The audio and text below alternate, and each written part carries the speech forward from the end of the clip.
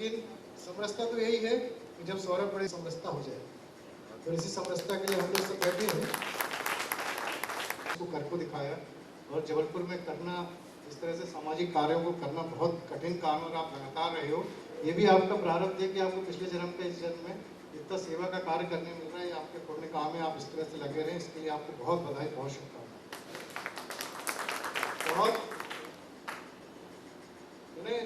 जातीय चीज़ें और जो सामाजिक रूप से चीज़ें बटी ना, विश्व हिंदू परिषद में महानगर में अध्यक्ष के रूप में रहा बहुत लंबे समय। मैंने बहुत सारी जा के मंदिरों में, खासकर जब आधारताल और उस तरफ के मंदिरों में जाके हम लोग हिंदू बैठक करते थे, तो मैंने इसको बड़े बारीकी से अंदर से हिंदू बैठकों में इस सबको देखा है। हमको आपको सबको समझना पड़ेगा कि ये जाति है क्या, जाति की जो गठान बन गई है, जाति की जो बातें हो रही हैं वो है क्या। मैं आपको एक विषय बताऊं, मैं स्वयं था 2014 की बात है। मैं किस्मत से मुझे राज्यपाल जी ने मध्य प्रदेश भोज मुक्त विश्वविद्यालय का कार्य परिषद का सदस्य रखा था 2014 में। सबसे कम उम्र का उस समय था मैं, और उस समय बड़ा एक नया विषय आया था, मोदी जी आए थे, तो कौशल विकास। कौशल विकास, स्किल डेवलपमेंट में बहुत बात हो रही थी, और तब स्किल डेवलपमेंट पे जागरूकता करने के लिए विचार गोष्ठियाँ इसी तरीके से हो सकती थी। और बड़े बड़े इंदिरा गांधी मुक्त विश्वविद्यालय से, EICT से, NCERT से, राष्ट्रीय शिक्षा परिषद से, mister Bharat Kumar, professor Bharat, doctorate, बड़े बड़े डॉक्टरेट लोग थे। और एक प्रसंग आया कि कौशल विकास पे एक वर्कशॉप करनी है, और भोपाल में वर्कशॉप होनी थी, बड़ी वर्कशॉप थी, उसमें बड़े विद्वान, बहुत ही विद्वान लोग आए। मैंने कहा कि मेरे को भी पेपर प्रेजेंट करना है, मेरे को भी एक PPT बनाना है, पेपर प्रेजेंट करना है भोज मुक्त विश्वविद्यालय की तरफ से। 4-5 पेपर प्रेजेंट हुए वहाँ पे कि कौशल विकास कैसे किया जाए और कैसे कौशल विकास की बात की जाए और स्किल डेवलपमेंट कैसे भारतवर्ष में आए। बहुत बड़ी बड़ी बातें उसमें। सबसे बड़ा उदाहरण जो सब लोग दे रहे थे वो चाइना का दे रहे थे कि चाइना ने ये किया, अमेरिका ने ये किया, कोरिया ने ये किया, जर्मनी ने ये किया। सब बहुत बड़े विद्वान हो जाते हैं। जब हम बहुत बड़े हो जाते हैं तो हमें अपनी छोटी सी बात समझ में नहीं आती, और बड़े बड़े चीज़ें पढ़ने के बाद में बड़े विद्वान बन जाते हैं, तो अपनी अपनी चीज़ झाँकना बंद कर देते हैं। मेरा पेपर प्रेजेंटेशन के बाद में वो वर्कशॉप की दिशा और दशा दोनों खराब हो गई। जब मैंने पेपर प्रेजेंट किया और मैंने केवल ये बात रखी कि मुझे ये विषय समझ में नहीं आ रहा है कि हम ये सब बातें क्यों कर रहे हैं। यहाँ से स्टार्ट था, क्योंकि हम ना अमेरिका को देख रहे, ना चाइना को देख रहे। वास्तव में यदि मनुवादी विचारधारा को आप अलग कर दो, जो बीच में मनुवाद आ गया हमारे यहाँ पे, यदि इस विचारधारा को मनुवादी विचारधारा नहीं होती, ऊंच नीच नहीं होता, छोटी जात बड़ी जात नहीं होती, ये सब जातियाँ जब बनाई गई थी तब कोई छोटी बड़ी नहीं बनाई गई थी। ये क्यों बनाई गई थी, यदि इसकी गर्द में आप चले जाओगे तो आपको लगेगा इससे बढ़िया तो कोई बात नहीं। उसमें मैंने केवल ये बात रखी कि एक बनिए के बच्चे को आप व्यापार करना नहीं सिखाना पड़ता। 12 साल के बच्चे को दुकान में बिठा दो, किराना की वो चला देते। एक सुनार के बच्चे को सोना काटना नहीं सिखाना पड़ता। एक बढ़ई के या विश्वकर्मा के बच्चे को आपको कारीगरी नहीं सिखानी पड़ेगी। 12 साल 15 साल का बच्चा, अपने उसके खून में वो चीज़ आ जाती है।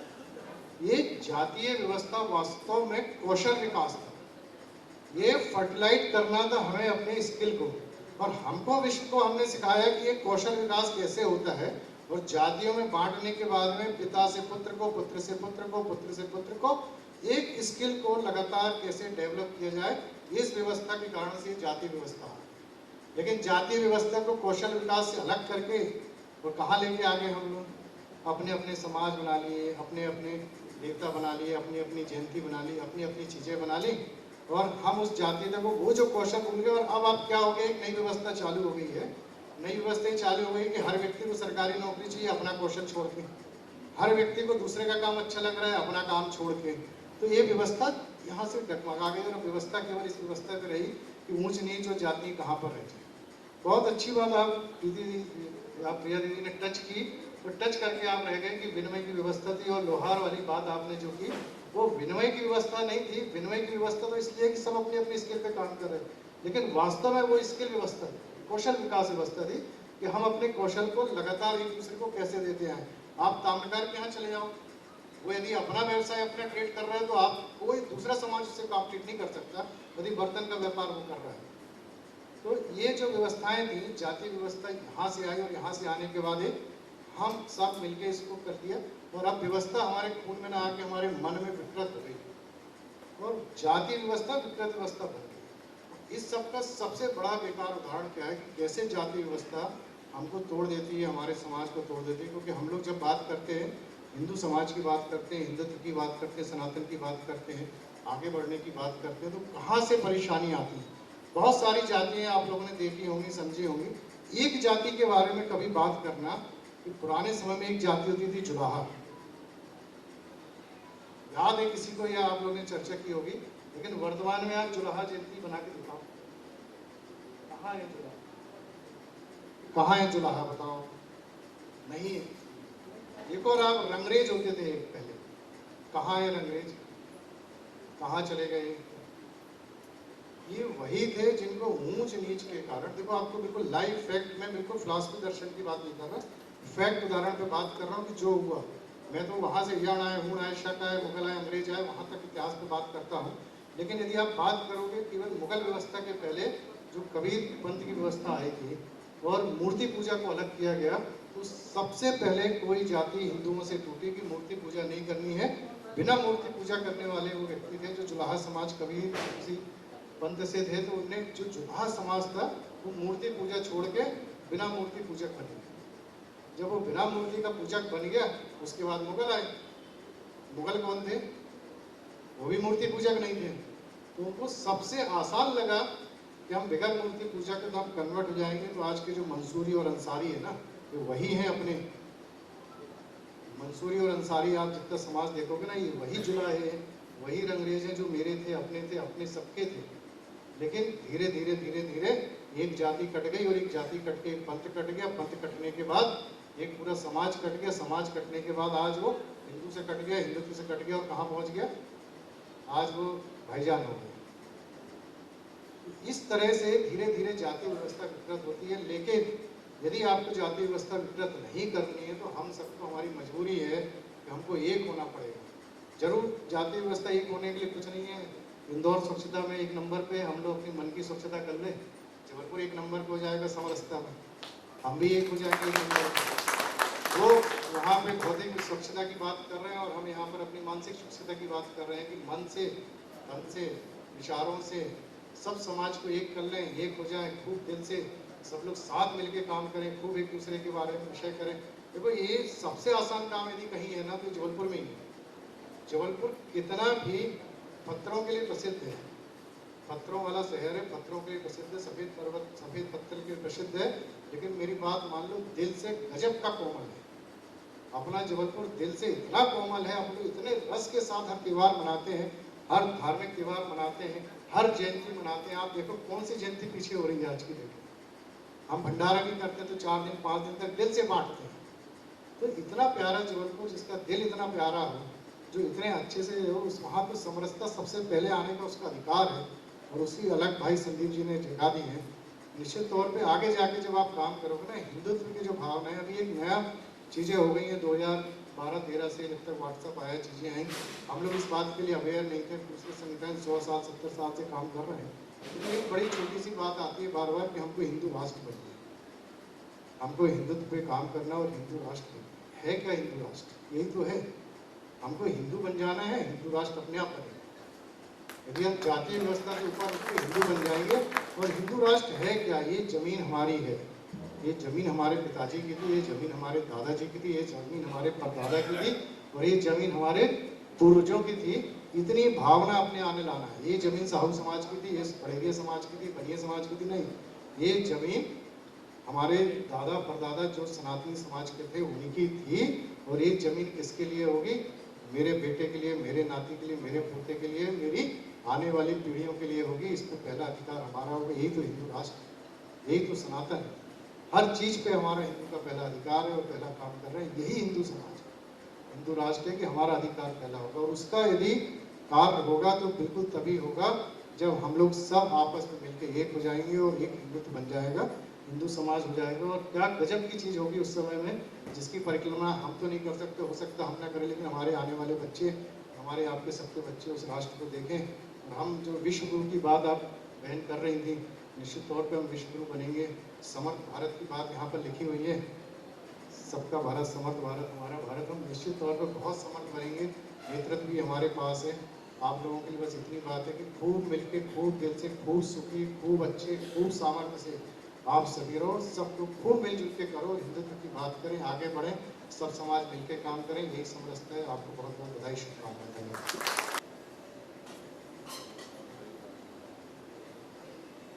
पथ का अंतिम लक्ष्य नहीं है सिंहासन चढ़ते जाना, लिए साथ में आगे है बढ़ते जाना।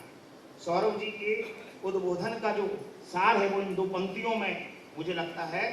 कितनी अच्छी बात आपने कही कि जो हमारी स्किल डेवलपमेंट की, कौशल विकास की व्यवस्था थी, उसको विकृत करके हमने कौशल विकास छोड़ दिया। और बहुत बहुत धन्यवाद सौरभ जी। मैंने आपको संबोधन दिया था समाज सेवी, उद्योगपति, और आज से मैं संबोधन बदल रहा हूँ, समाज सेवी, उद्योगपति, चिंतक, विचारक और वक्ता। ऐसे हमारे सौरभ बड़ेरिया जी, बहुत बेहतरीन आपका उद्बोधन रहा। आपको सौरभ जी को सुनने का अवसर मिले, ऐसा मुझे लगता है कि जिस प्रकार से सौरभ जी ने हम सबका मार्गदर्शन किया है, हम सबके बीच में अपनी बात रखी, उस प्रतिसाद में हम लोगों ने उनको करतल ध्वनि से उनका अभिनंदन नहीं किया। जोरदार करतल ध्वनि से हम सब। साहू नगर वैश्य सभा तो हमारे साथ है ही। सौरभ बड़ेरिया जी हमारे आज के कार्यक्रम के मुख्य अतिथि, हमारे आज के कार्यक्रम के मुख्य वक्ता प्रिया चौधरी जी, आप सब मिलकर आदरणीय सुनील साहू जी का, जिनको बचपन से मैंने पत्रकारिता करते हुए देखा है, ऐसे सुनील साहू जी का अभिनंदन कर रहे हैं। हम सब इसमें शामिल हो। हमारे बीच महिला साहू समाज की राष्ट्रीय अध्यक्ष श्रीमती आभा दीपक साहू जी भी,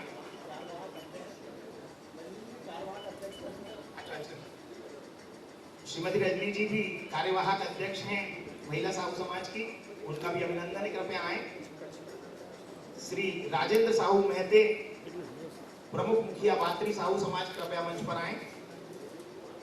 निवेदन है कि जिनका स्वागत हो रहा है एक बार जब मैं पुकारूंगा तो सामूहिक चित्र के लिए अवश्य पधारेंगे, अभी जाएंगे नहीं। श्री वीरेंद्र साहू जी, वरिष्ठ समाज सेवी। सर। Yes.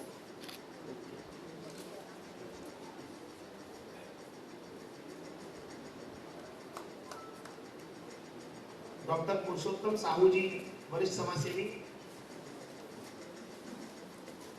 भैया ओके।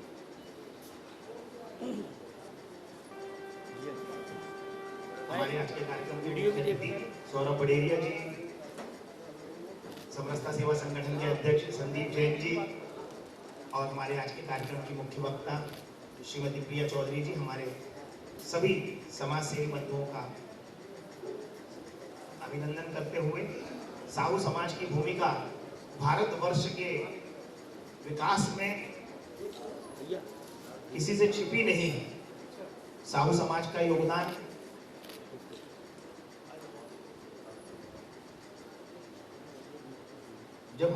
जहां पर कोई आपूर्ति का साधन नहीं है, वहां पर भी साहू समाज के व्यापारियों की दुकानें एक आपूर्ति तंत्र का निर्माण करती हुई हैं। श्रीमान जयप्रकाश साहू जी, श्रीमान राजेंद्र साहू जी पत्रकार, श्री रमेश साहू जी प्रयास पत्रिका से, श्रीमान रंजीत साहू जी, रंजीत जी पत्रकार, श्रीमान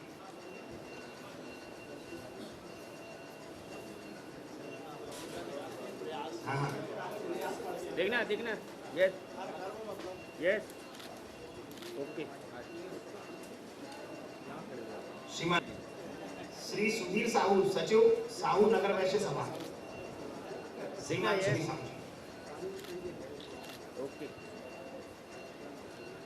बड़ा योगदान किया है। श्रीमान आजाद साहू जी, वरिष्ठ समाज सेवी,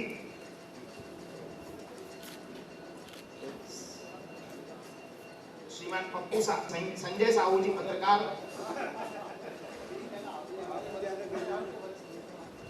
श्री मयंक साहू जी, दूसरा उठाए। जिन भी बंधुओं का यहाँ से सम्मान हो रहा है, उन सब के लिए हम भी करतल ध्वनि के माध्यम से श्रीमान रविशंकर साहू जी भगत जी, वरिष्ठ समाज सेवी, संजय भैया भैया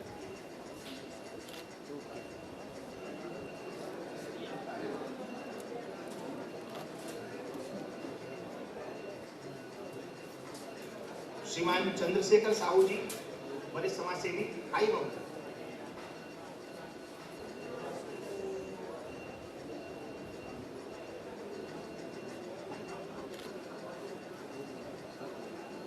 विक्रमादित्य महाविद्यालय के संचालक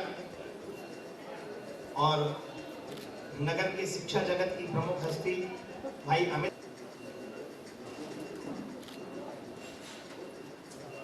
गढ़ा साहू समाज के अध्यक्ष श्रीमान नीलकंठ साहू जी,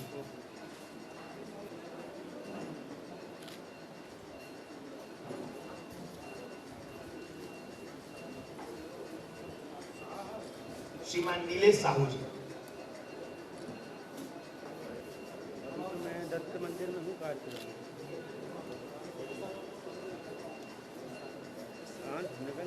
कितनी टाइम श्री उमेश साहू जी कोच, साहू युवा संस्था से श्रीमान दीपक साहू जी, मैं भी तो हूँ दत्त मंदिर में। अच्छा ठीक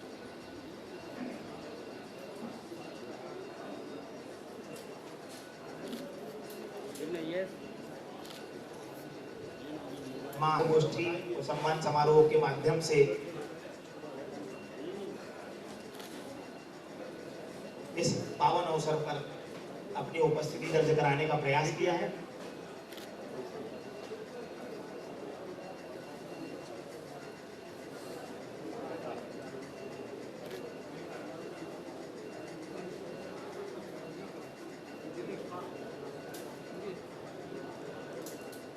समाजजनों के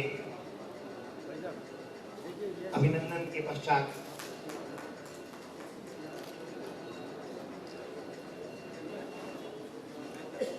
आज के कार्यक्रम के हमारी मुख्य वक्ता श्रीमती प्रिया चौधरी जी, सौरभ भैया, साहू समाज के अध्यक्ष श्री राधेश्याम साहू जी, सबको सब जाने और सबको माने की परिकल्पना के हमारे अध्यक्ष श्रीमान संदीप जैन जी, और आप सभी जो समरसता सेवा संगठन को विगत 1 वर्ष से, चाहे वो संगोष्ठियां हो चाहे हमारे कार्यक्रम हो, उसमें जिस प्रकार से अपना समय देकर, अपना स्नेह देकर और अपना मार्गदर्शन देकर संस्था को, हमारे संगठन को बहुत अच्छे से अच्छा हम कर सके, उसके लिए जो हमें अमूल्य विचार आपके मिल रहे हैं, समरसता सेवा संगठन परिवार आप सभी का आभार व्यक्त करता है।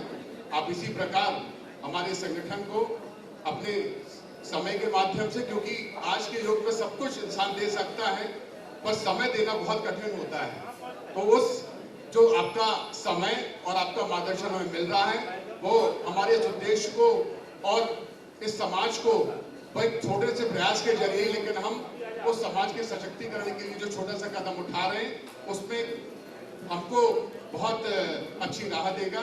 तो संगठन से मैं आप सभी का आभार व्यक्त करता हूँ। जय श्री राम, भारत माता की जय। सामने देखिए